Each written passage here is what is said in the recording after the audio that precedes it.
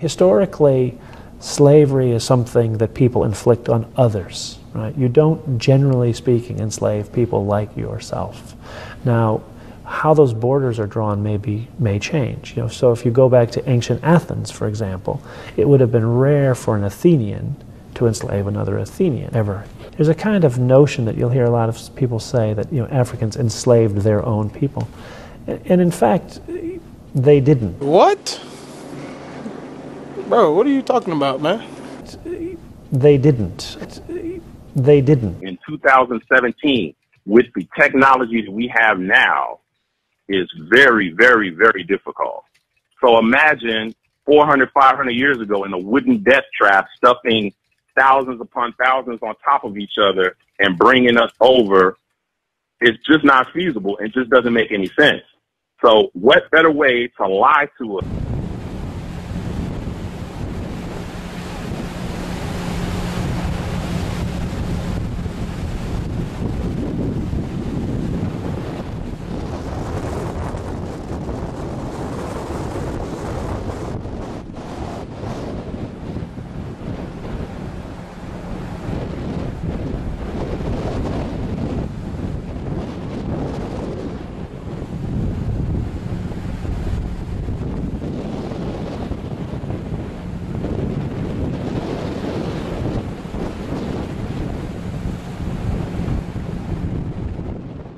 Also exposes that these ships were not able to literally travel straight across from one continent to another, due merely to the ocean's current. This is why you would not find any historical evidence nor colonial documentation of a transatlantic slave trade during this time period.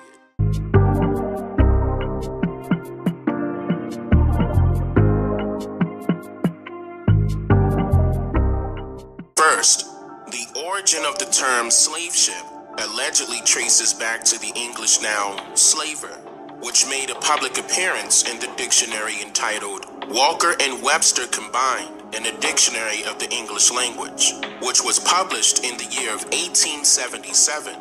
However, what's important to note is that the term slaver was defined during this time period as saliva running from the mouth, and the closest word that had derogatory meaning of this kind in regards to the word slaver was the term slaverer, which was defined as an idiot during this time period, interesting enough. Second, the definition of the term slave ship was never historically documented before. In fact, the word was just recently created and made its way into school curriculums and books well over 100 years later, around the mid-1980s. Did you know?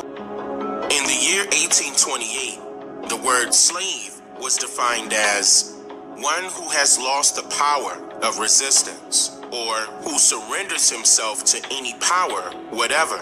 A mean person, one in the lowest state of life. And the word ship derives from the Latin word scapha and the Saxon word sapien, which means to create form or build.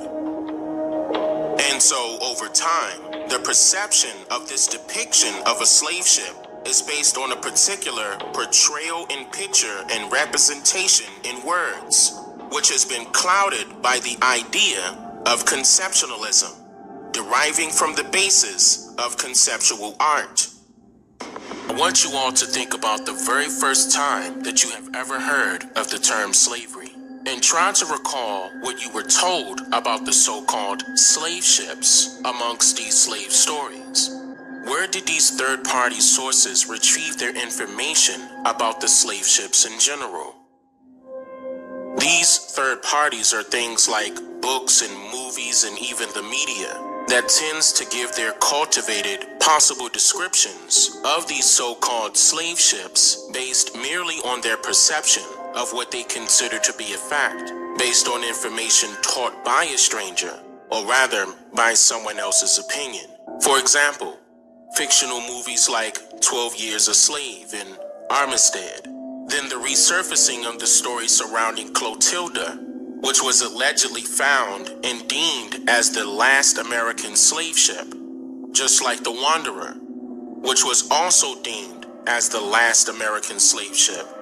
But yet, there are no viable remains of either ship or boat, just a story, in order to keep the idealism of slavery afloat. What all of these third-party sources have in common is that their stories tends to lead to a dead end when researching any publicly verifiable evidence to validate their claims made, along with validating their depictions of what a slave ship actually is. So, what's a depiction? A depiction is an old French word that is defined as a portrayal in picture or a representation in words, a portrait. What is also very important to note here is that by creating a portrait or a portrayal of a depiction, it does not have to be accurate. It is just meant to show a generalized likeness or an idea of something by way of imagination that is agreed upon. There were no official slave ships, nor were there any ships created for the intended purpose to carry only slaves. These depictions that were mysteriously given to us about these ships manipulated the mind into believing that there were actual slave ships that existed, when in reality, there is no hard evidence to support this heavily campaigned theory. In fact, you will not find any colonial documentation that would use the term slave ship to describe their passenger ships, cargo ships, merchant vessels, or warships. This means that these stories of slave ships are contradicting themselves, because these ships were actually wooden sailboats that did not include utilitarian motors as a convenience. These motorless sailboats were originally known as rowboats. 1500s and the 1800s, these rowboats were used for many things, like trading goods, or for the transportation of goods, exploration, pirateering, and of course, immigration. But just not those stories of immigration that most of you are accustomed to hearing about. And here's what I mean by that.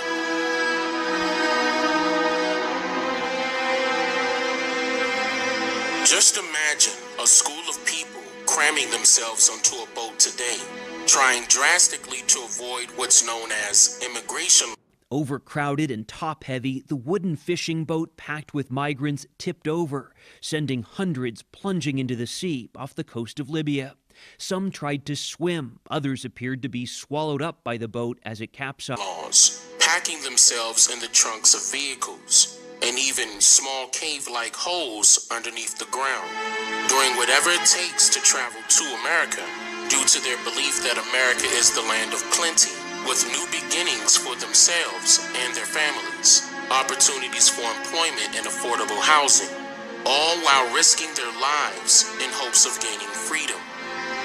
This should all ring a bell here and make you wonder if people were willing or unwilling to aboard these rowboats or cargo passenger ships in the first place. Or maybe the question should be, were people forced into slavery, or was slavery simply done by choice? Now, before I go any further, I want you to note again that during the 1600s and until the near end of the 1800s, rowboats or cargo ships were not modernized to include engines or motors that would conveniently drive the boat throughout the seas. The commercial production of steamboats or riverboats were made available at the tail end of the 1800s as well, which should make you wonder, how many so-called slave ships were accounted for that enabled strangers to carry a whopping 12.5 million people, along with supplies, food, and other cargo from one continent to another? And if there were no motors or engines attached to these slave ships, then some company or fictionalized character would have been created and placed up for public display by now in order to showcase how an impossible task of dragging millions of people out of their native lands and forcing them to work on some distant land is somehow a reality, and it actually happened. But I guess since slavery was so bad that it's no need to prove that these slave ships actually existed, right? It's just merely an indoctrinating way of using your imagination, because someone is painting the pictures for you uncritically. Uncritically meaning with a lack of criticism or consideration of whether something is right or wrong. Everybody, I want to talk about the transatlantic slavery story that they told us starting in middle school. And they told us that we were slaves, and, you know, we came over here in the bottom of a slave ship, and we was primitive type people, and they civilized us, and, you know, as though we owed them something. You know, because they claim they civilized us, but now we finding out it was the other way around.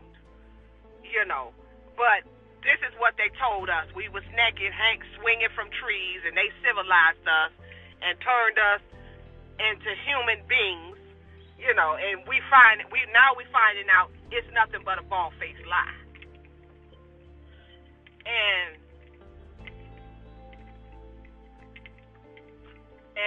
I'm sorry, I'm driving too. And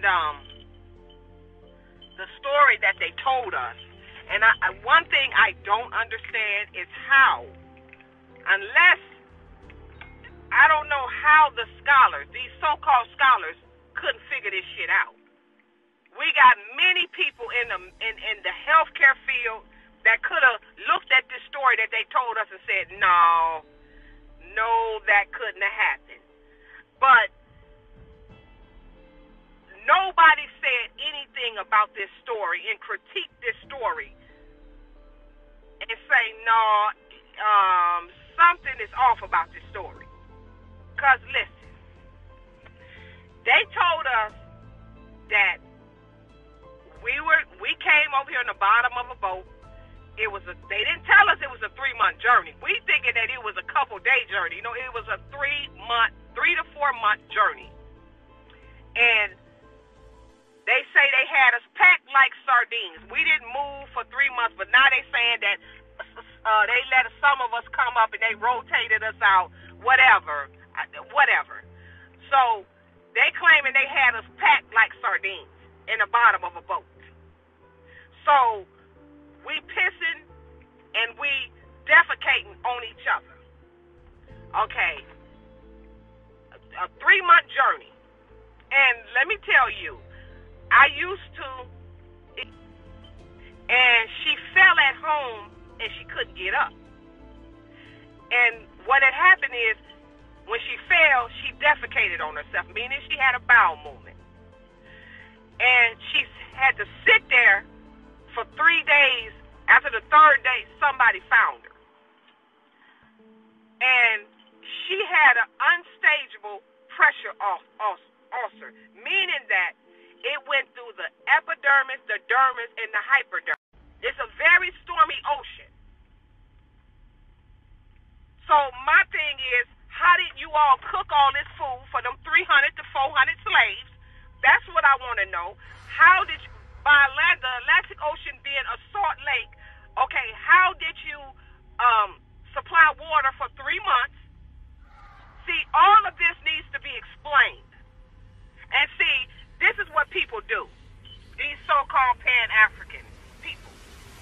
What they do is, they get on the airplane, go to Africa, show us where they kept the slaves before the slaves came to America. But none of you ain't never took that journey. See, when you talking to me makes sense. Because you ain't never took that journey on that boat like they claiming our ancestors did, but you want us to believe this story and not question it. First of all, infection would have set up right away because they would have had pressure ulcers all over their body.